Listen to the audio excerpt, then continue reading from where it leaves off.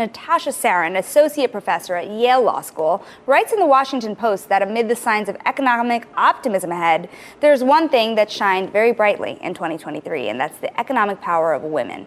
David Westin asked Professor Sarin about the power and key women driving it. I'm actually pretty inspired as I look at this year and all the progress that's been wrought. And particularly, I think, I talk about this in the piece, but if you look across fields, you see women trailblazing in uniquely female ways. So if you look at entertainment, you see Taylor Swift and the Eras Tour, which is going to be on track to be the highest grossing concert tour of all time. That's brought $6 billion to the U.S. economy.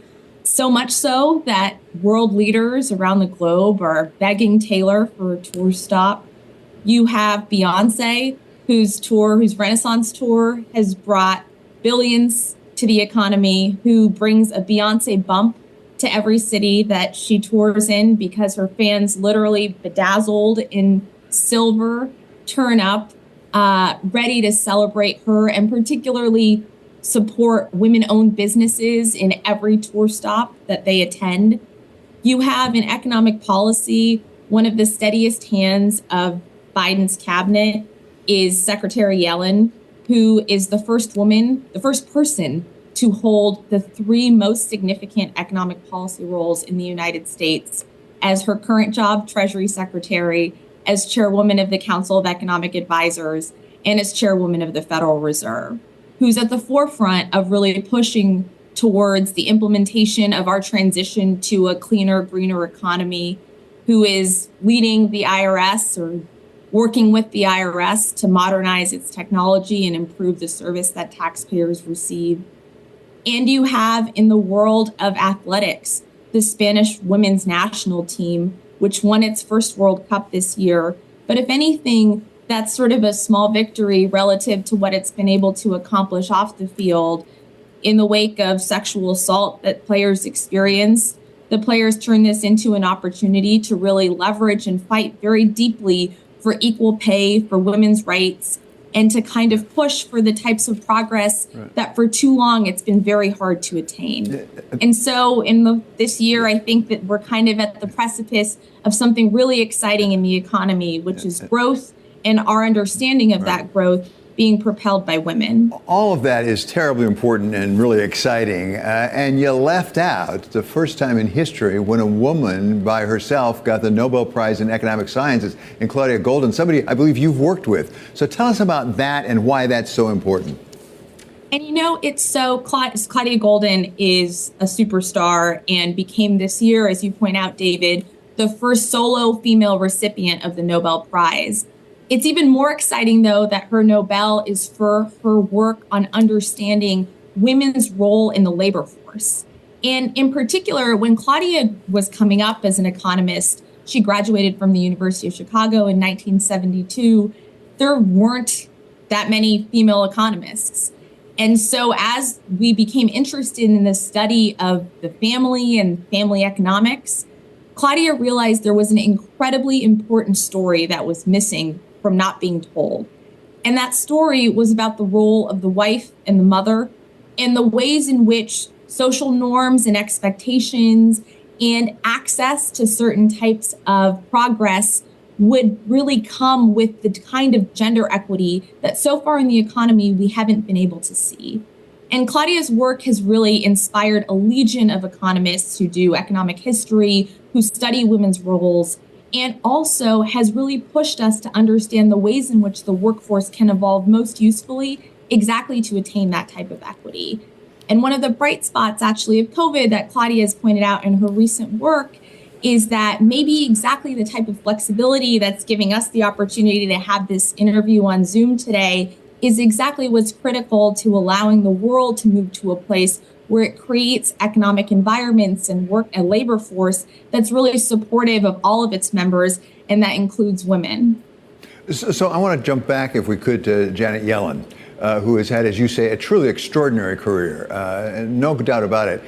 You said a steady hand in governing the economy. Is it a successful and steadying hand? Because right now there are a lot of Americans who are not very satisfied with where they think the economy is. Is she succeeding? I kind of find this year, and it's kind of how I started the piece, which is there's been a lot that's been discussed about the ways in which consumers are really facing and have been facing for many years an incredibly difficult economic environment. We've dealt with the shock of a once-in-a-generation pandemic in COVID. We've dealt with, hopefully once in our lifetimes, frankly, we've dealt with the world of rising inflation and higher prices for consumers. And now, finally, prices are starting to come down. Inflation is starting to come down. And you're in a world where unemployment is still low. And yet there is this sense of lack of optimism about the economy. And I suspect that that's totally understandable. And that's actually what you would expect in the situation that you would expect us to be in, given this shock that we have suffered from.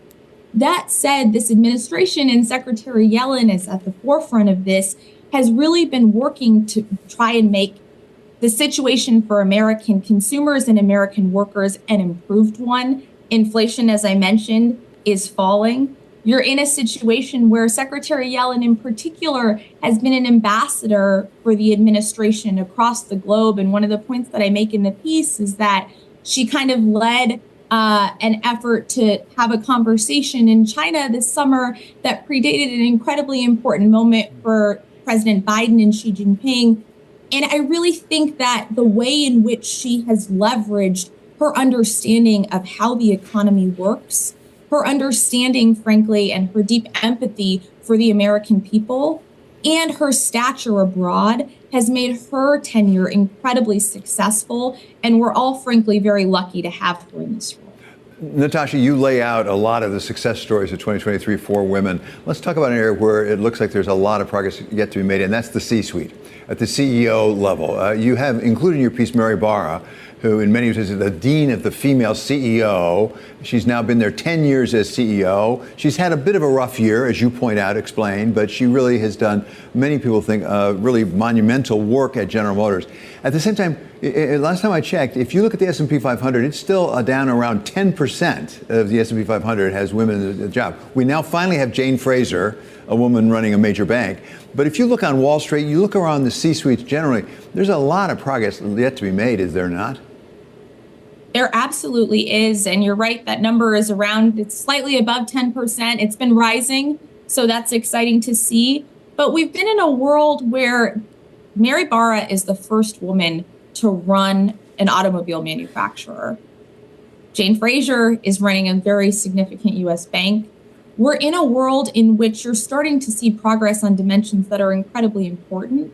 And it's an exciting world. I also talk in the piece about Barbie.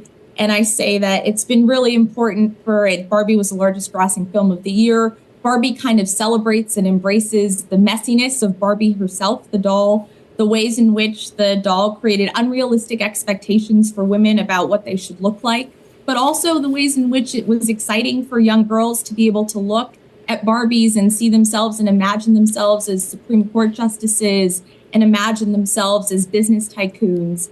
And as you look at Mary Barra and as you look at sort of female executives writ large, it is really exciting for women like me to be able to look to them. Granted, their tenures are rocky. It's really difficult to transition the world to a green economy with automobiles being manufactured fully electrically, in her mind, by 2035.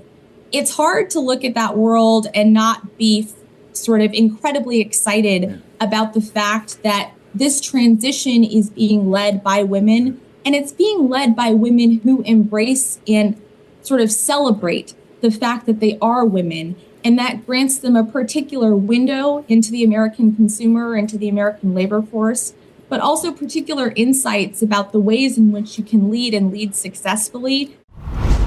And that was Natasha Sarin, Associate Professor at Yale Law School. You can watch more Wall Street Week Fridays at 6 p.m. Eastern.